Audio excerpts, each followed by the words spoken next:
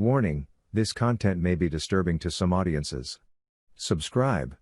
If you dare. At house parties I help clean up afterwards but secretly hide a TV remote in a very obscure place.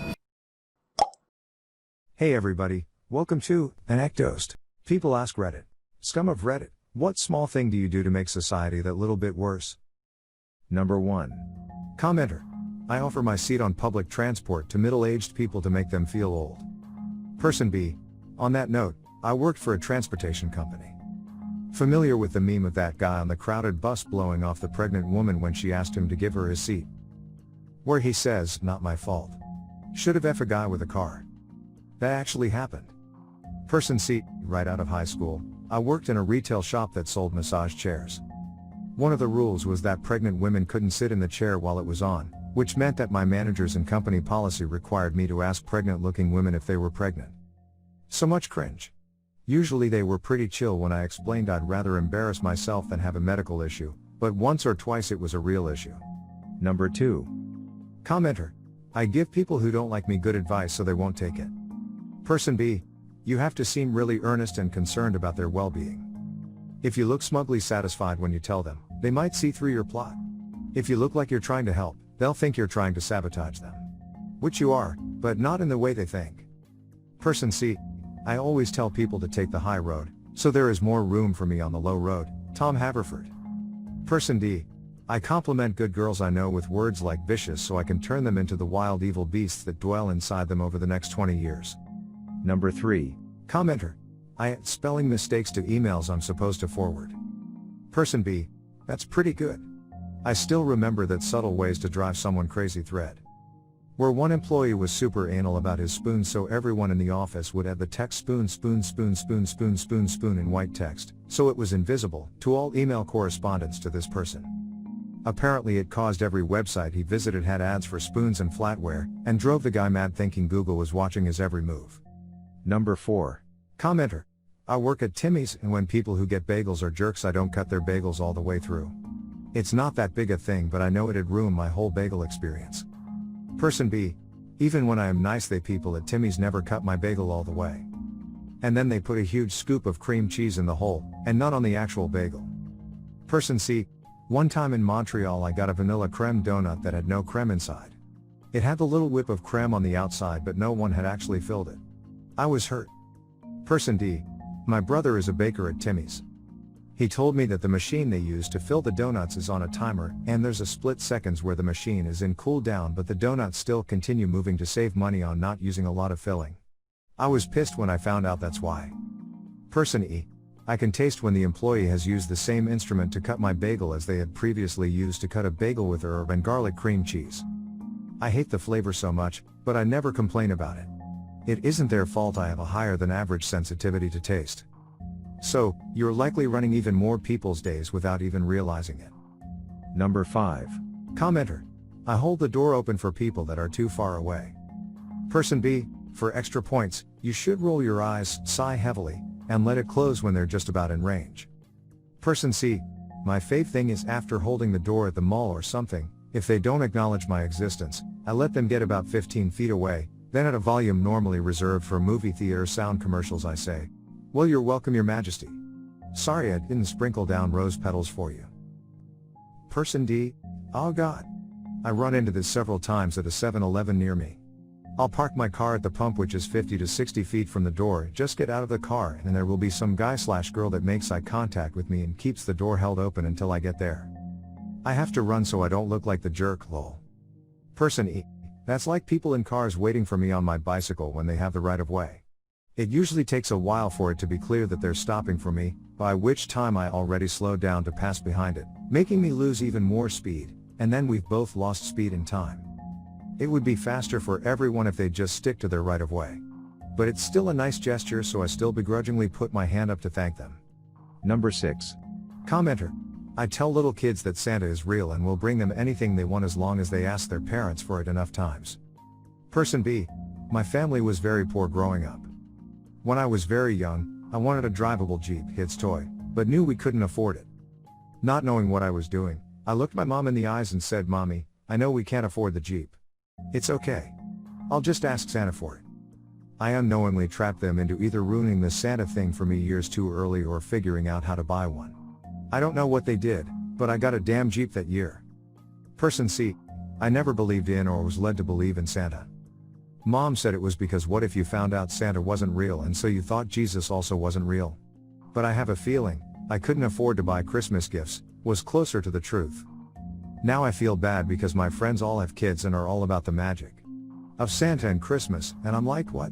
No. That's dumb. But what do I know? Person D.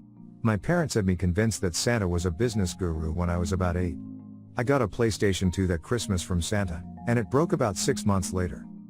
I was very sad, but to my surprise, Santa took advantage of Costco's amazing return policies. My parents later explained to me that Santa doesn't know how to make electronic toys like my PlayStation, so he bought them from places like Costco. I was convinced of this until the age of 10 when I asked the cashier at Costco when Santa was coming, and she responded with Santa is at the mall, not Costco. Number 7. Commenter. At house parties I help clean up afterwards but secretly hide a TV remote in a very obscure place. Potted plants are my favorite. Person B. If I'm still drunk in the morning and feeling like a prankster, I help clean up, and while looking very busy helping clean up beer bottles and plates and stuff, because I'm a great friend, I also take out all of the light bulbs and put them in a separate bag and hide it. By the time dusk sets in and they find out what happened, I've been gone for like 6 hours easily, making it really tough to point a finger. I'll tell them in the end that there's a bag of light bulbs under their couch, but it's still fun. Person C. Was at a party in high school at some girl's house that I barely knew. There was a puzzle half completed. Apparently her mother was working on a 5,000-piece puzzle. I grabbed a piece of the puzzle and threw it in my pocket. Later in the night I was talking to my friend Keith and showed him the evil I had committed. He slyly grinned and pulled a piece out of his pocket. He had a one-up on me though. He also poured milk in all the vases. Person D. When helping to clean up I'd take the labels off the tinned food and chuck them in the rubbish. Next day the hosts look in the pantry and don't know what food is in what tin. Lame, I know. I did this in my teens. Number 8. Commenter. I copy things from Reddit to my Facebook so my friends and family think I'm clever. Person B. I always do this but with a 3-month delay. That way it won't be as big on the internet as when it first pops up on Reddit. I can't wait to show everyone the warnings of improper fireworks handling. Person C. Same, but I got right for Twitter. I've found a lot of the content is beginning to overlap, so I am starting to pull stuff from Tumblr because no one follows the same strange shit as me. Person D. Since I started regularly browsing the front page of Reddit, I'm getting annoyed with Facebook. Several pages I follow, Eiffel Science, People for Bernie Sanders, and a few others, all literally just take from the front page, with a 10-hour delay, and post whatever clever/funny/meme they see. Person E. I take it to another level when I see something on Facebook that I saw on Reddit, and I go to the original Reddit post, see what comment got upvoted most, and copy and paste it into the Facebook post for several likes. Number 9. Commenter. When someone is tailing me and I come up to a yellow, I hit my brakes just enough that my brake lights come on and the car behind me has to start slowing down. Then I roll through the yellow light. Person B. Tailgaters are my least favorite people on the road. Where I live there's a short stretch of highway to the city. I'm talking 5 minutes, no matter how fast you go you aren't saving any significant amount of time. Speed limit is 100 km per hour for most of it. It's very frequently driven by large trucks and it's quite steep in places, so they often aren't going the speed limit. End result is I spend most of my time in the overtaking lane because the other lane is doing 70 to 80 km per hour. Thankfully my car has no issues at all with the hills and happily maintains the full 100 km per hour the entire way. But Jesus Christ, the tailgaters. Don't get me wrong, if there's nobody in the other lane I use it, but if I'm doing the maximum legal speed and there are people in the other lane going slower than me, F off, I'm not moving.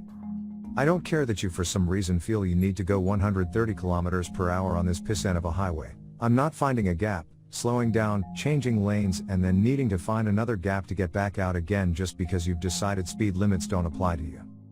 And if you crawl up an inch behind my bumper, I'm sure as hell not. Flash your lights or honk at me. F you buddy, I'll match pace with the truck in the other lane and watch you burst a blood vessel. Tailgating is stupidly dangerous and annoying. Anybody who does it can piss off. Number 10. Commenter. Walking into people who stand in the way or walk extremely slow on purpose. Person B. Or they walk in a horizontal line so that there's no way around them in a narrow corridor. bump into them hard while going past them. Person C, I do this to my husband in the kitchen. Person D, recently I went swimming and before I got in the pool, an aqua aerobics class had just finished. The clearly retired people decided to use the pool as a place to chat. No problem with that. Except when they were literally standing in the middle of the pool while people were trying to swim lengths. It's a small pool, is over 100 years old. Even after accidentally splashing someone while doing the breaststroke, they still didn't seem to click on that standing in the middle of the pool talking was rather rude considering they were getting in the way of others. I salute your efforts to deal with the braindead space takers. Number 11. Commenter. Working in a 13-story building, I would often press every button on my way out on the ground floor. Only did this when alone, and no one was entering on the ground floor. So some poor guy would get on at floor 2 or 3 and have to stop at every floor on the way up. Last time I did this, stepped out of the elevator and some guy rounded the corner in a hurry, saw the doors closing, and bolted to get into the elevator. All I heard from behind me was, "Oh come on Jesus Christ." He knew. Person B, I did this when I worked in a 10-story building, except what I would do is hit the floors in an inconvenient order like 10, 1, 9, 2, 8, 3 and so on. Not sure if it actually ends up visiting the floors in that order, but I like to think it did. Make sure to share your personal story in the comments below and have the opportunity to be featured in a future video. Also, if you like these topics, don't forget to like, subscribe, and hit the notification button to continue seeing more content like this every day. See you next time.